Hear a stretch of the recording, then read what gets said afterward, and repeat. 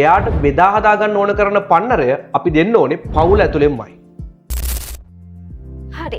එතකොට සර් කියන්නේ දෙමාපියෝ හින්දා තමයි දරුවෝ ආත්මාර්ථකාමී වෙන්නේ. ඔව් ගොඩක් වෙලාවට මිනිස්සු කියනවා දරුවෝ ආත්මාර්ථකාමී වෙන්නේ එයාලා තනියම හැදුන හින්දා කියලා. හැබැයි ඒකට ඇත්තටම වග කියන්න ඕන දෙමාපියෝ. අපි උදාහරණයක් ගමුකෝ. හිතන්න එක ළමෙක් විතරක් ඉන්න ගෙදරක අම්මයි තාත්තයි මේ ළමයාට හැමදේම දෙනවා. උදාහරණයක් විදියට චොකලට් එකක් ගෙනාවොත් එහෙම ඒක ළමයාට දීලා අම්මයි තාත්තයි පැත්තකටලා ඉන්නවා.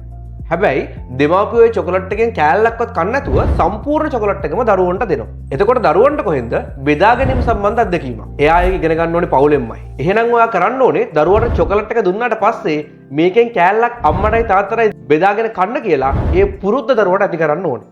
අන්න එතකොට තමයි දරුවා සමාජයට ගිහිල්ලත් බෙදා හදාගෙන වැඩ කරන්න පුරුදු වෙන්නේ. එයාට බෙදා හදා ගන්න ඕන කරන පන්නරය අපි දෙන්න ඕනේ පවුල ඇතුළෙන්මයි.